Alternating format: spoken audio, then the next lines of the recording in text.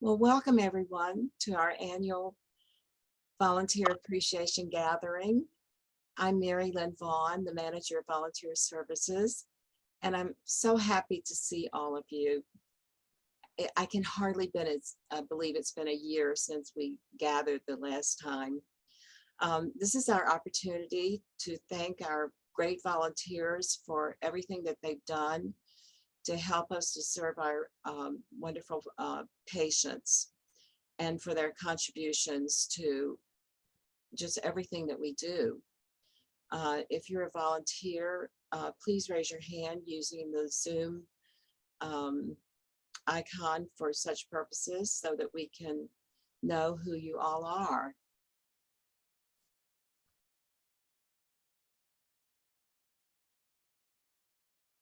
A couple of guidelines that I need to mention.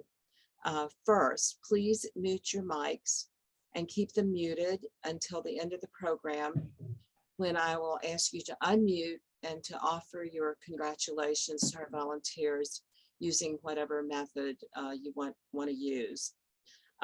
Also, there will be information of interest to you in the chat box. Please be sure to check that chat box.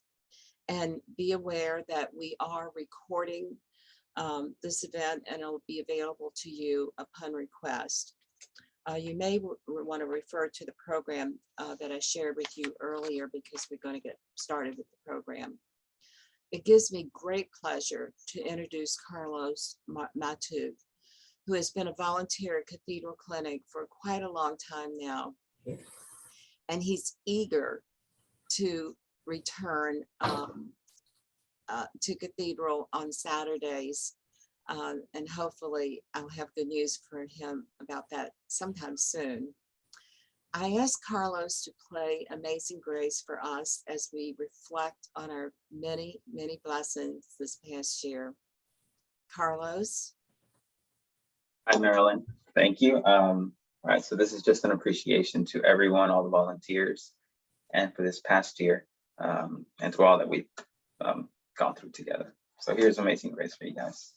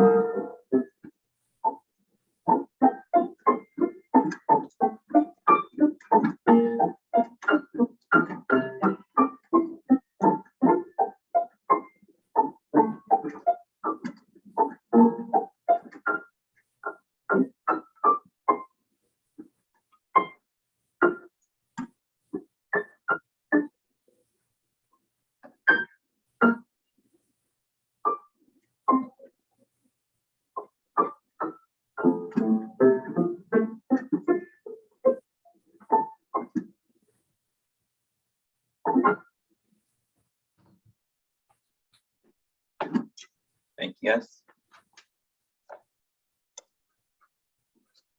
Marilyn, over to you.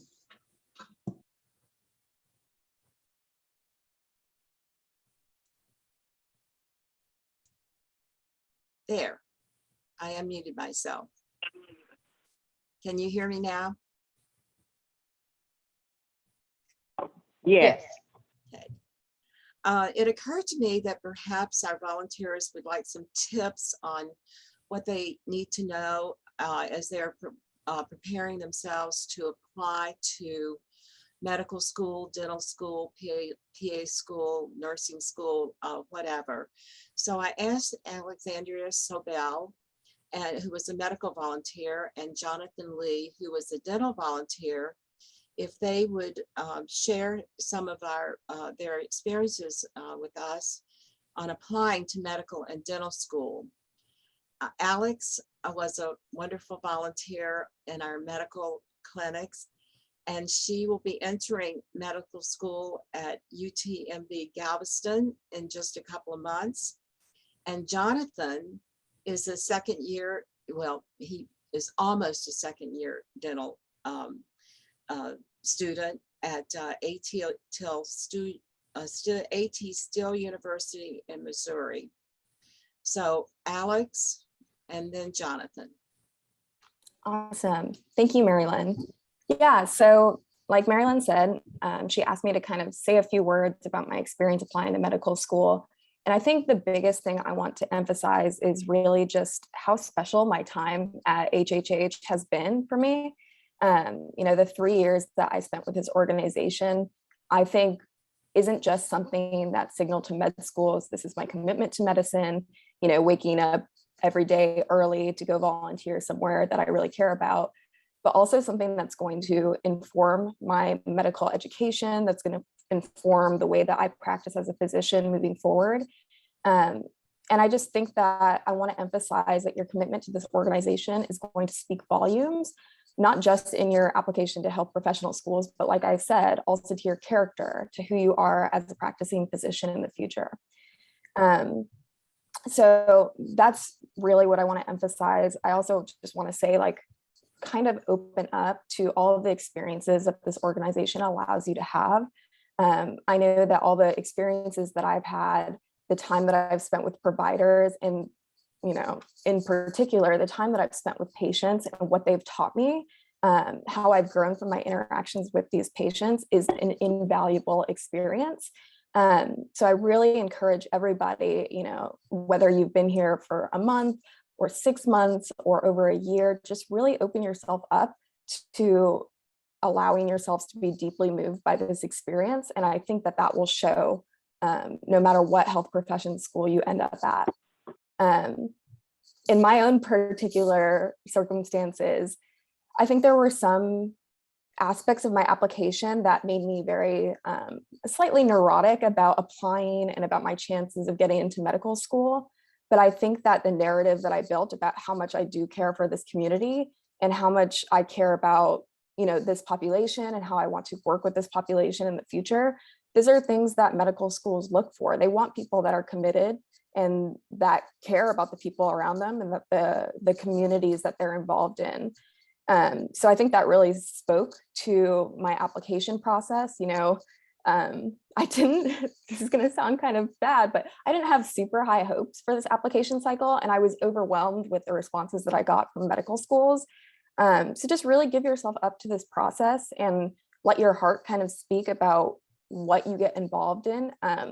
I think the other things in my application were very closely related to this. You know, I attended the galas, and, you know, when I had the opportunity to do so, like creating a clothing database so that we can make sure that certain patients have access to clothes, like if someone brings them in from like their church donations.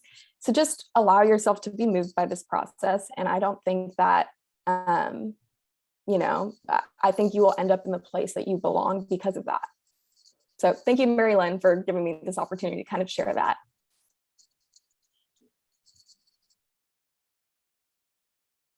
Jonathan? Hi, everybody. I hope everybody's having a good morning. My name is Jonathan. I'm sure you guys already know, but I'll go ahead and reintroduce myself. Jonathan Lee. I started at Healthcare for the Homeless, I think in around 2018, I think of February maybe.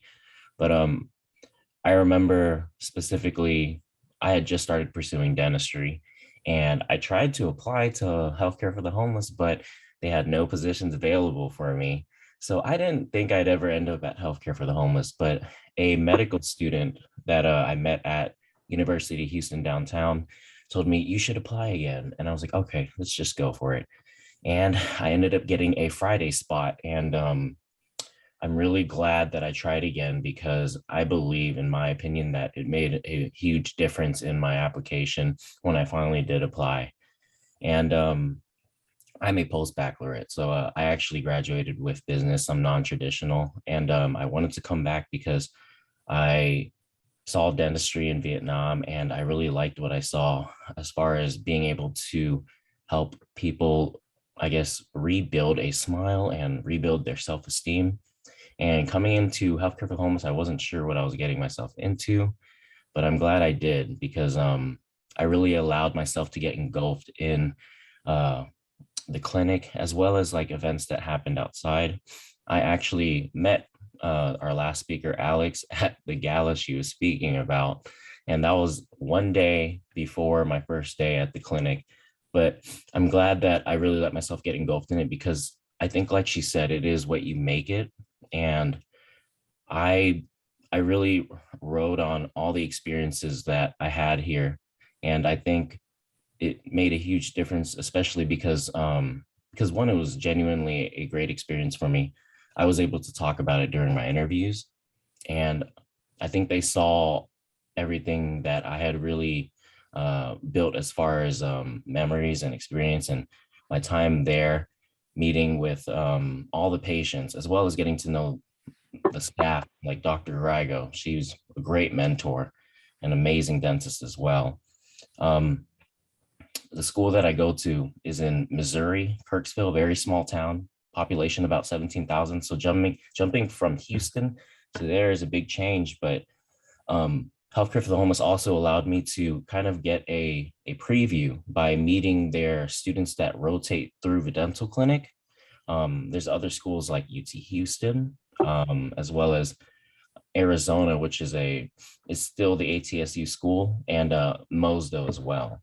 I got into Mosdo and I'm very happy. They say the school you get into is the school you were meant to be in. And I haven't looked back since, except now. So I can come back and speak to the students and possibly help them get more insight that like how this can help with your application process. But one thing I will say is for the dental students that are in the clinic, I know you go through so many patients because in my 2 years, there's countless names that I can't remember everyone, but I remember a lot of instances that I was able to write about in my application process. And I think they really liked seeing or hearing about different occurrences that have happened at the clinic because you never know what you're going to get as far as patients and the personalities. And it's a very fun and unpredictable ride. But when you apply, I think it helped me because I was able to meet, like I said, the student dentists that would come and rotate, and it did give me a preview. And I was able to, it gave me an understanding of schools that, were outside of the state as well. And it allowed me to see the different capabilities that dentists had from different schools. And I was able to make a list of that. And also you get the guidance of Dr. Grigo. And like I said, I think it is what you make it. So the student dentists, while you're there, and all the patients that you meet, really try to soak in and gain experience because you will be probably working on patients very soon in your dental career. They get you out there so you can become well-rounded, even past your didactics. And now I'm looking back and we're doing a lot of things where we're diagnosing patients. And it's beyond the scope of just the teeth part. A lot of these times patients are coming in and they'll have possible diseases or underlying health issues that you will never know about unless you find it in their oral mucosa. And you learn about that in college, but learning about it now and then thinking about all the patients I had seen then, I really wish that I knew about these things, because it's like now everything is coming to me full force, and I'm looking back and I'm like, wow, I've seen this and I've seen that. And healthcare for the homeless really opened up that opportunity for me to learn. So really soak in what you have now whenever you spend time with the rotating students, as well as Dr. Grigo. Ask as many questions as you can, learn about all the instruments, all that. And of course, like build your build your personality and understand how to talk to patients, and you know, just how to talk to people, because at the end of the day, that's what we all are. And they're coming in there and they're very grateful for the services that we're providing, and we should also be very grateful for the experiences that we're allowed to have through it. But other than that, I think those are the main key points I probably just wanted to cover on. If there's any questions too, I'm more than happy to answer. And it's also very nice seeing everybody again, because I had a really great experience at Healthcare of the Homeless. I always volunteered for the volunteer brunches, especially when we had it in person. We had amazing food, and it's more than just the clinic too, guys. So try to be involved in events, get to know some of the medical students. You never know where your career is going to take you and what bridges that you form, you might end up walking over again. So. Well, thank you both very much. That was so interesting. And I hope it will be helpful to our volunteers as you navigate your journey toward becoming medical professionals. Now on to the program itself. I'd like to introduce our presenters. First up will be Christina Oscott, our Director of Social Services, who will be followed by me on behalf of Dr. Grigo, our Chief Dental Officer. She is unable to be with us today. And then I will be followed by Nick Peoples and Thomas Gebert, Homes co-directors, co-executive directors, who will be followed by Charlotte Garner, the chair of the Change Committee, who will be followed by Francis Isbell, our Chief Executive Officer, and Paul Coomer, our chair of our Board of Trustees, Board of Directors. And I ask that you unmute your mics when you do your presentations, and then remember to turn them back on mute when you finish. So, Christina. Hi. It has been such a joy to get to meet so many different people and find out what your passions are and what brought you here to meet all of us and help all of us. And even some of the simplest jobs are ones that help us more than you might think, because if you weren't doing it often, I would be. And I can't tell you from the bottom of my heart, to see that and to see you all learn where you want to go and what you want to do has been really an amazing gift. And I would like to invite the following volunteers from Caroline Clinic to raise their hands by using the Zoom icon for such a purpose. Armin Rezvani and Melissa Maldonado. We also have Stephanie Delgado, who wasn't able to be present today. And it is our honor to present Armin, Melissa, and Stephanie with an Outstanding Volunteer Award. I know I feel like, Armin, I see you every single time I walk down into the clinic. Each of these folks were nominated by multiple members of our staff. And we all agreed they were outstanding because of their great attitude, ability to interact compassionately with our patients and our staff, a willingness to take on any project, and their overall enthusiasm for volunteering at HHH. Each shift and each day is a busy time, and they've all helped with just everything from special projects like the Patient Satisfaction Survey and the Houston Methodist Community Needs Survey, from shredding and more shredding to entering data and helping out across all departments. And we are very grateful for their good work. Each of them has been volunteering in the medical clinics for over a year and has maintained an outstanding record of attendance. So you wonder if that actually affects something, and it's written right here. They've all managed to volunteer every week while balancing work, school, studying, and life. Armin came to us via his volunteer work at the Beacon. It was there that he began to gain insight into the challenges associated with homelessness. Eventually, he realized he wanted to dedicate his life to a career that would allow him to provide compassionate, whole person services to those in need. It was that desire that led him to HHH and his plans to provide meaningful service through medicine. Thank you. Melissa came to us by way of a referral from the American Medical Student Association at University of Houston downtown, where she is a student who will graduate in the spring of 2023. So that's coming up. It's awesome. She plans to become EMT certified before she goes to medical school, with a long-term goal of becoming a pediatrician or a general physician.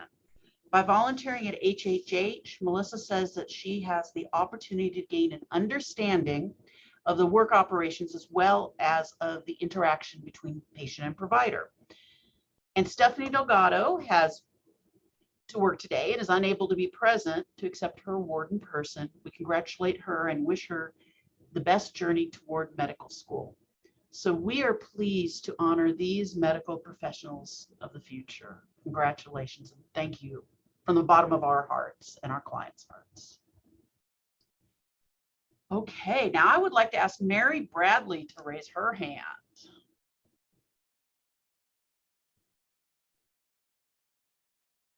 You there, Mary?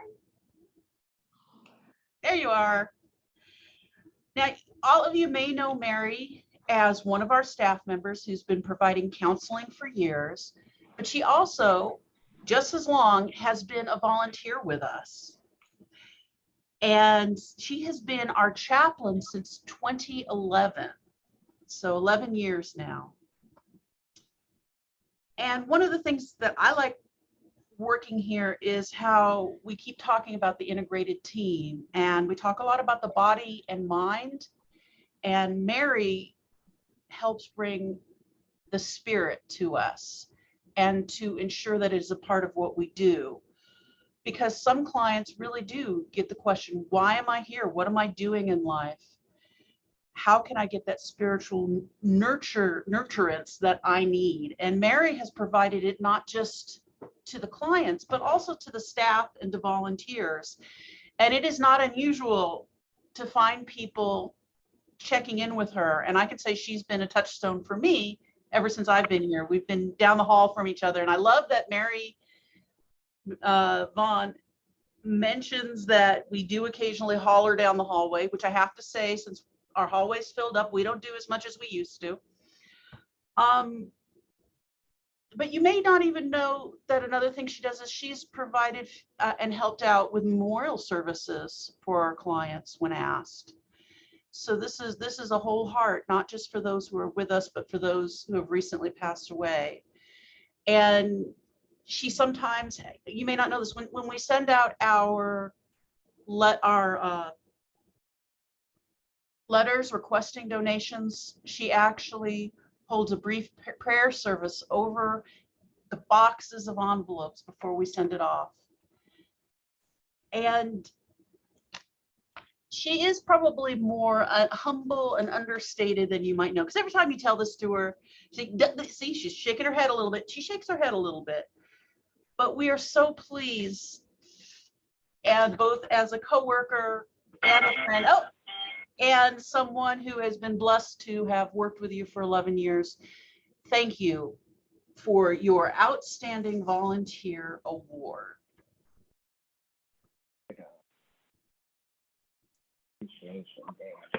And I hand this back to Mary Vaughn. Well, I am speaking on behalf of Dr. Grigo, who prepared the remarks that she wants me to read to the volunteers who are being recognized today. So I'm going to start. There are some dental volunteers that go the extra mile, or should we say millimeter. It's a dental joke. Everything in dentistry is measured in millimeters, and we would like to recognize them. The first one is Tran. Tram, are you here? Yes, I'm here. Hello. Hello, everybody. Would you raise your hand so that you can be highlighted? Hi there. Hi. How are you? Tram is the friendliest person you will ever meet. She is enthusiastic. Everyone loves to work with her. She is an old soul. What we mean by that is that she isn't old, but her spirit is like that found in the old days, where people were super polite, very respectful, considerate of the other person's feelings, trustworthy, honest, and gentle, like from another era. Overall, a good and decent human being. She has an amazing spirit in the dental clinic. She talks to the patients. She's a good listener. She puts patients at ease. She knows all the dental procedures. Tram knows the workflow. She knows the lingo. Oh, and she has a great laugh. So Tram, thank you for making our patients happy, comfortable, and making our jobs easier. We thank you from the bottom of our hearts. The second extra millimeter volunteer is Ben View. Ben, are you here? Ben? I thought I saw you earlier. Ben? Did you go away? Mary Lynn, in the chat, it says that yes, he's here. Okay, thank you for telling me that. The second outstanding extra millimeter volunteer is Ben View. Ben has the biggest heart for the poor out of all of the volunteers we have ever had. He really goes out of his way for the less fortunate. There are so many stories of his thoughtfulness towards them. He takes the time to stop and help them. Ben loves to talk with them. He never looks away. He worries about them and their welfare. He is like the male counterpart of Mother Teresa. Ben will be a very rich man in heaven. He is genuine and has an easygoing personality. In the dental clinic, if we are running behind with a difficult procedure, then Ben stays and helps us until we're finished with the patient. He also stays to help us clean and sterilize. He knows all of the dental treatments. He is the leader of the volunteers. He likes to teach and train the new volunteers, and they look up to him. Ben reminds the new volunteers, do not be afraid. You're not here to be afraid. You're here to serve the people in need. We thank you, Ben, from the bottom of our hearts. Ruan Quinn was also named as an outstanding dental volunteer, but I'm sorry to say that she is not able to be with us today, but we congratulate her and know that she deserves this wonderful award. The Dr. George Sayer Award goes to Anthony Wynn. Anthony, are you here? Yes, there you are. The Dr. George Sayer Award is the dental clinic's highest volunteer award. It is given to the volunteer who has shown the utmost dedication, commitment, and overall service par excellence in all areas. Dr. Sayer was the volunteer dentist who started the HHH Dental Clinic. His excellence and pioneering volunteer spirit are remembered and carried on through Anthony Wynn. The quality that earned Anthony the highest recognition is he always shows up for his volunteer times and is on time. His reliability and his commitment to the dental clinic and to the patients are praiseworthy. He is so dependable, so focused, so on top of his game. He is a quiet force who is aware of everything that is going on. He knows and understands the workflow. He comes into the clinic and asks, "Where do you need me? Whatever you need, that's what I'll do." He is not afraid to do anything from menial tasks to assisting with complicated surgeries. He is an excellent assistant. He watches the entire clinic flow and multitasks. When he is in the clinic, it is like he has roller skates on and goes from here to there with lightning speed to help. Anthony lends a helping hand to the other volunteers as well. He engages the patients and listens to them. Everyone loves Anthony. In one word, he is great. It is our honor and privilege to give the Dr. George Sayre Award to Anthony Wynn. Thank you from the bottom of our hearts for being dependable, responsible, hardworking, humble, and trustworthy. You are a young man of integrity. What great volunteers. Now pass the baton on to Charlotte.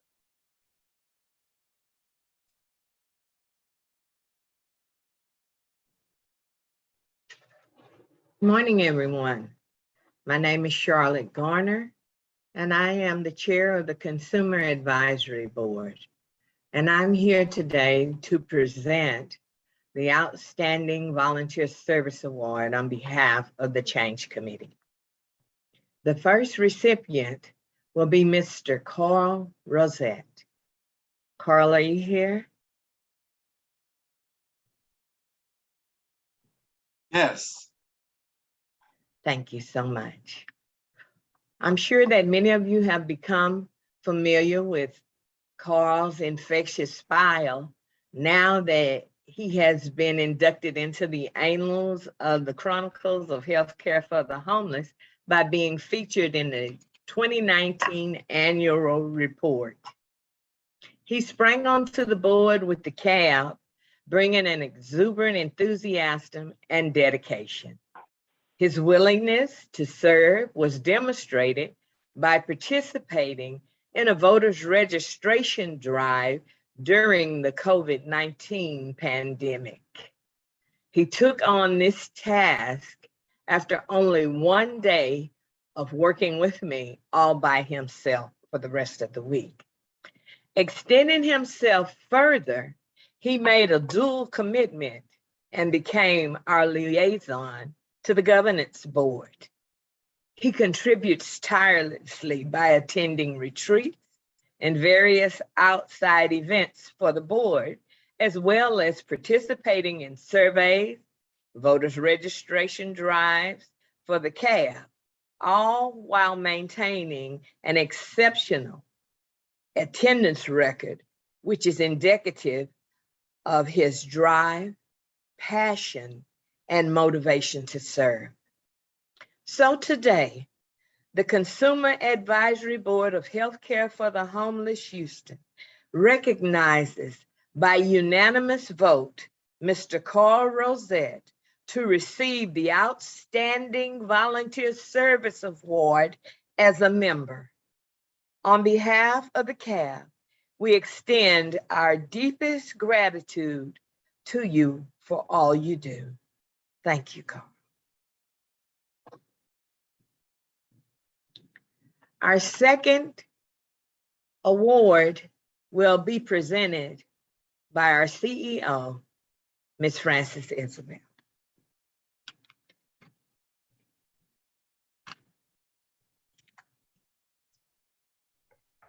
Charlotte, I apologize, but I forgot that I was going to do that. Will you go ahead and present it? I really do apologize. Of course. Oh, I God. apologize.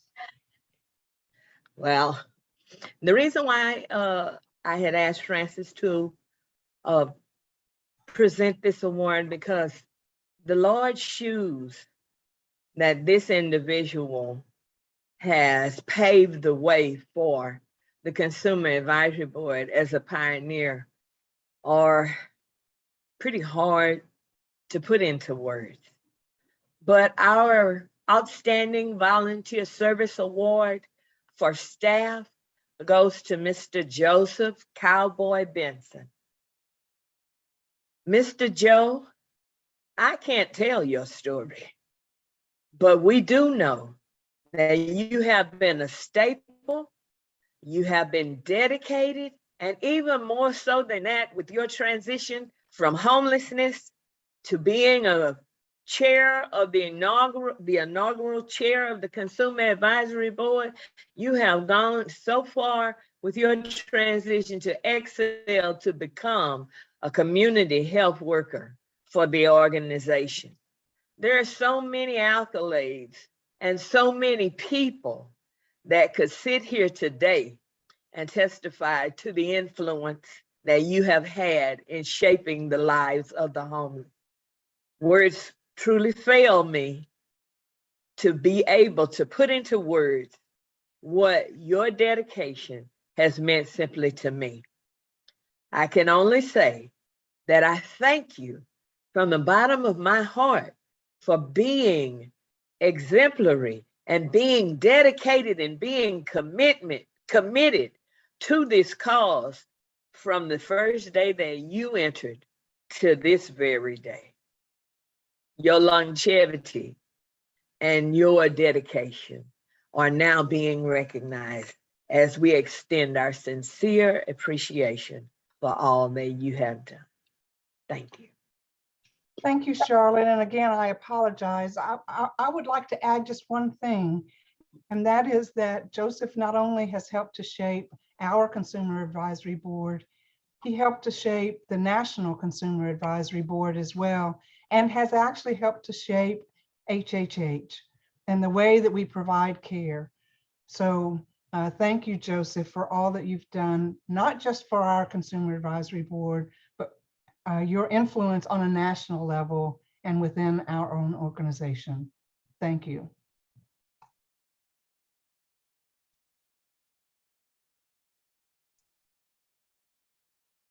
Nick and Thomas. Yeah, thank you, Ms. Vaughn.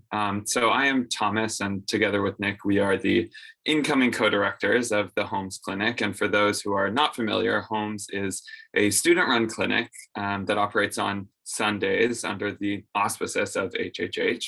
And we're so pleased to have the opportunity today to acknowledge some of the hardworking students at Holmes. We are very, very lucky to have a large base of really tremendous volunteers, and there was really no shortage of people that we wanted to acknowledge, but we have selected 4 volunteers that have really gone above and beyond. So I'll present the first 2 awards for our first 2 volunteers, and then Nick will present the next 2. So first, we would like to recognize Emily Busey. Emily is a second-year medical student at Baylor. She has volunteered pretty extensively at Holmes, especially considering she's only in her second year. She has served in all of the roles available to her. She has been a preclinical volunteer, a social liaison. She completed her manager training and is now a clinical manager, and has also recently started volunteering as a clinical student volunteer as well.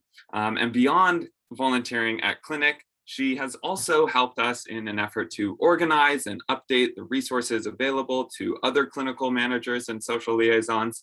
And we are lucky to have her joining the board of directors this year as the associate director of managers. And I know that Nick and I are very excited. And so too are all of the managers whose job will undoubtedly be easier with Emily on board. So Emily, thank you for all of your work this year and for all of the contributions that you've made to Homes. Is she here? I can't see. Okay.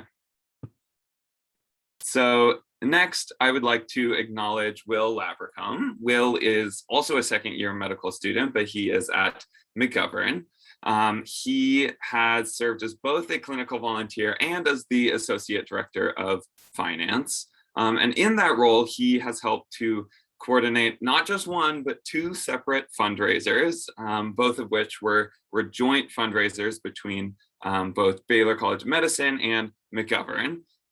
And then to further our fundraising efforts, not only did he solicit donations, but he also helped to secure funding from the Houston Global Health Collaborative for care kits that we now provide to our patients. And then he also helped to organize events to have students help assemble those kits so that they're ready to give out to our patients on Sundays. So we are lucky to have Will staying on for another year in this role. And we have no doubt that he will continue to expand the impacts of Homes. So thanks a lot, Will, for all of your contributions. And we look forward to the year ahead. Thanks, Thomas, for those really great words, and congrats to Will and Emily as well. The next awardee is an outstanding student from the University of Houston College of Pharmacy, and I'm thrilled to recognize Dana Elder. In the times that I've been able to see her in action at the Homes Clinic, it's really been a masterclass in leadership and professionalism and organization that she brings to her work. We oftentimes have medical students who are brand new to our clinic or brand new to service of people experiencing homelessness. And she always does such a great job of reaching out to them way in advance with these materials she created on her own to onboard them, checklists and how-to guides and workflow diagrams that she's made just to ensure clinic runs smoothly. And in the times that we've seen her run clinic, it's really been incredible. She's one of the only people that I directly reached out to and asked to please apply to be on the board for this year. And I was a little crushed that she wasn't going to be able to because she was too busy. But that's just a testament to the confidence we had in her based on her volunteering. She did amazing work at both of our COVID vaccine drives. She trained volunteers how to actually administer the shots. And she really provided continuity between the events by being at the first one and then helping us make the second one better. So I'm really thrilled to acknowledge Dana Elder. Congratulations. And then for our last award, I want to preface this by saying I did not pick the awardees. So it's really a privilege and a treat for me to present this last award to my direct coworker for the past year and my best friend, Mary Fang. Mary just brings an incredible amount of work ethic and excellence to everything she does. In particular, and I feel particularly able to speak to this, she does so much work behind the scenes that often goes unseen and unrecognized, yet is crucial for the operation of our clinic and ultimately ensuring that quality care is delivered to our patients. She's been with Homes since her first days as a medical student. And when she graduates next May, she's going to leave behind a real legacy of impact at our organization. She's going to kill me for saying these last couple of words, but I just wanted to mention she's been invited by the likes of Harvard University, Duke University, and Yale, basically with offers to visit their hospitals and consider if those are places she'd be interested in doing her residency in OB-GYN training, which I think just speaks at the level she's at, not just at Homes Clinic or at Baylor, but nationally. So in conclusion, to kind of wrap up our segment, I just want to say congrats again to Will, Emily, Dana, and Mary. You guys are all examples of what makes Homes great. And what I wanted to mention is I just went and added it up. We had about 400 volunteers at Homes Clinic this past year. And out of those 400, you guys are the 4 or the 1% who were ultimately acknowledged with this award, which I think really speaks to just the depth and the breadth of your contributions to our organization and to our patients. So we're lucky to have had you, and we look forward to what we can do together this next year. So thanks again. And with that, I'll turn it over to I suppose, Frances Isbell for closing remarks. Thank you, Nick. So the first thing I want to say, as always, is thank you so much for all of the hours that you volunteer, the work that you do for us. We truly couldn't do everything that we do without the volunteers that we have. So thank you so much. I want to move into kind of a direction that Mary Lynn suggested and something that I hadn't thought about. When we had the volunteer appreciation event last year, it was so focused on the pandemic and so focused on what people had been able to continue to do during especially the beginning of the pandemic, when we were struggling to try to understand, how do we work within the kind of confines of the pandemic. And of course, the home students, the Homes Clinic had to shut down. We shut down the Cathedral Clinic for a period of time. We, we're really, really focused on how do we continue to provide the care that we want to provide during this time. But Mary Lynn shifted my thinking of this past year, and rather it is now what all we've been able to accomplish still in the middle of a pandemic. And when we think about it, it's pretty incredible. When we look at comparing this first quarter of 2022 to the first quarter of 2020, which of course, mid-March was when everything shut down, we are actually ahead of where we were pre-pandemic, both in terms of the number of volunteers, the number of volunteer hours, and the financial impact that has on our organization. So that's, just a wonderful thing to be able to start seeing our volunteer program begin to return to pandemic times. I remember when Mary Lynn monthly, she gives me data on the volunteers, and when it began to start growing again, how excited she and I both were about that. But some of the other things that we've been able to accomplish, like we were able to accomplish last night again, last year, in the middle of the pandemic, we opened a brand new clinic called the Reed Family Clinic. And it's our first clinic that focuses on providing care within a community of formerly homeless families. So it's the first time that we really begin to start focusing on children and trying to accomplish some upstream work to prevent multi-generational homelessness and poverty.